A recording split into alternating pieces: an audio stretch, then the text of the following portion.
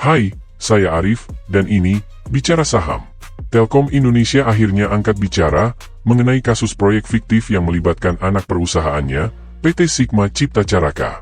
Andri Herawan Sasoko, Wakil Presiden Hubungan Investor Telkom Indonesia, mengonfirmasi bahwa saat ini ada proses hukum yang sedang berlangsung di Komisi Pemberantasan Korupsi yang menyangkut PT Sigma Cipta Caraka.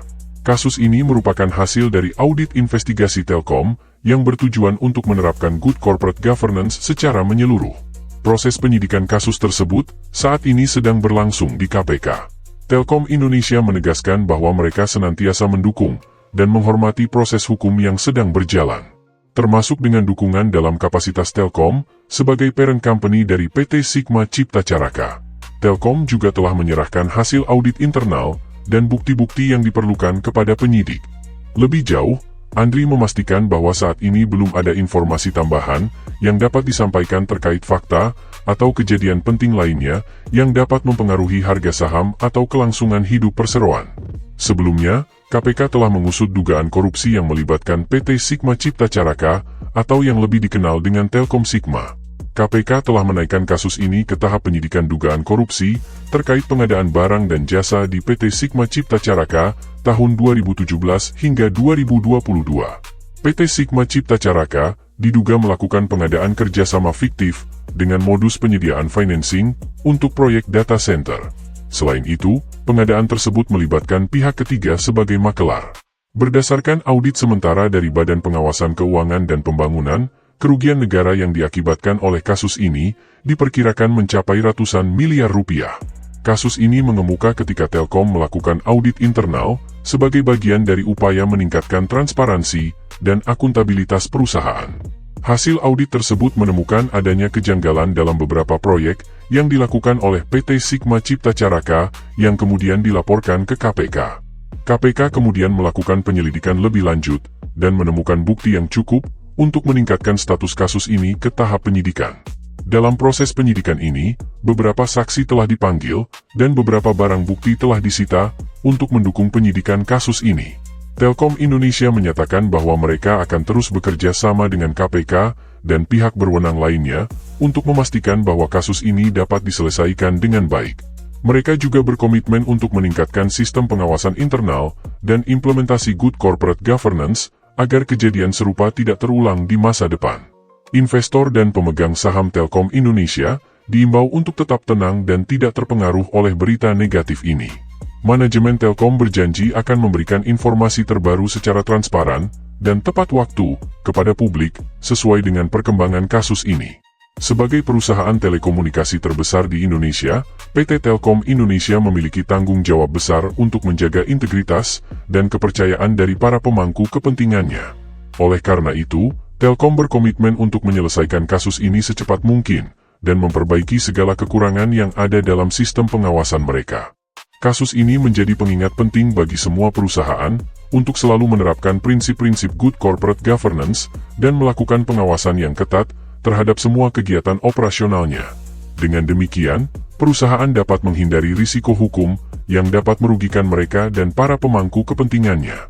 Untuk jangka panjang, Telkom berencana untuk terus memperkuat struktur tata kelola perusahaan dan meningkatkan transparansi dalam pelaporan keuangan serta operasional mereka.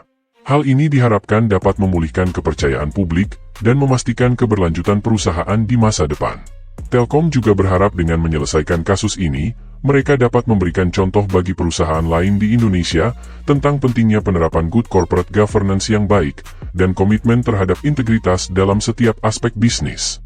Sebagai penutup, manajemen PT Telkom Indonesia menegaskan kembali komitmen mereka untuk menyelesaikan kasus ini dengan transparan dan bertanggung jawab. Mereka juga berjanji akan terus berupaya untuk menjaga kepercayaan dan dukungan dari para pemegang saham, pelanggan, dan seluruh pemangku kepentingan. Lalu, bagaimana kondisi fundamental dari Telkom Indonesia saat ini? Ayo kita review. Tapi sebelum itu, yuk di like, share, dan subscribe sebagai bentuk apresiasi dan membantu perkembangan channel ini. Terima kasih.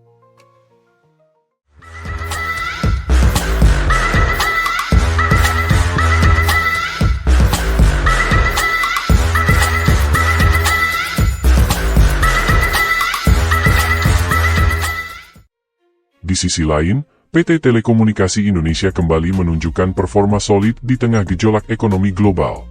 Pada kuartal pertama 2024, TLKM mencatatkan pertumbuhan pendapatan sebesar 3,7% dibandingkan periode yang sama tahun lalu, nilai pendapatannya mencapai Rp37,4 triliun.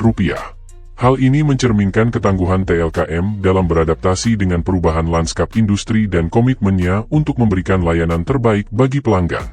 Ketahanan keuangan TLKM semakin diperkuat dengan struktur keuangan yang sehat. Aset perusahaan meningkat Rp994 miliar menjadi Rp288 triliun pada Maret 2024, dibandingkan Rp287 triliun pada Maret 2023. Ekuitas perusahaan pun mengalami kenaikan dari Rp156,5 triliun menjadi Rp164,4 triliun pada periode yang sama. Di sisi lain, liabilitas perusahaan menunjukkan tren positif dengan penurunan dari Rp130,4 triliun menjadi Rp123,6 triliun. Profitabilitas TLKM juga menunjukkan hasil yang menggembirakan. Return on assets perusahaan mencapai 8,4%, menunjukkan kemampuannya dalam menghasilkan keuntungan dari aset yang dimiliki. Return on equity perusahaan pun mencapai 17%, menunjukkan efisiensi penggunaan modal dalam menghasilkan keuntungan bagi pemegang saham. Meskipun laba usaha TLKM mengalami sedikit penurunan dari Rp11,4 triliun menjadi Rp11 triliun, hal ini sejalan dengan penurunan laba bersih perusahaan. Laba bersih TLKM bernilai Rp7,8 triliun, menunjukkan bagaimana kemampuan perusahaan dalam mengelola keuangannya. Net profit margin perusahaan pun mencapai 16,1%, menunjukkan profitabilitas yang solid. Di tengah kondisi ekonomi yang menantang, TLKM terus menunjukkan komitmennya untuk menjaga arus kas yang positif. Arus kas yang dihasilkan dari aktivitas operasi perusahaan mencapai Rp15,8 triliun pada kuartal pertama 2024. Peningkatan nilai total arus kas sebesar Rp337 miliar sampai dengan akhir Maret 2024, menunjukkan kemampuan perusahaan dalam menghasilkan kas dari operasinya. Meskipun debt to equity ratio TLKM saat ini berada di level 87,1%, hal ini masih tergolong dalam kategori yang sehat. Perusahaan terus berupaya untuk menurunkan debt to equity ratio-nya melalui berbagai strategi, termasuk optimalisasi aset dan pengelolaan keuangan yang efektif. Kinerja positif Telkom di kuartal pertama 2024 menunjukkan optimisme perusahaan dalam menghadapi prospek bisnis di masa depan. Dengan strategi yang tepat dan komitmen yang kuat, TLKM diyakini mampu terus bertumbuh dan meningkatkan nilai bagi para pemangku kepentingan. Bagi para investor yang tertarik dengan saham Telkom, kinerja positif ini patut menjadi pertimbangan. TLKM telah menunjukkan ketangguhannya di tengah kondisi ekonomi yang menantang dan memiliki prospek yang cerah untuk terus bertumbuh di masa depan. Akhirnya, bagaimana pendapat sobat investor semua mengenai emiten Telkom Indonesia? Tulis di kolom komentar. Tetaplah bijaksana, dan kita bertemu kembali dalam analisa Artificial Intelligence selanjutnya. Saya Arif, Artificial Intelligence Financial, dan ini Bicara Saham.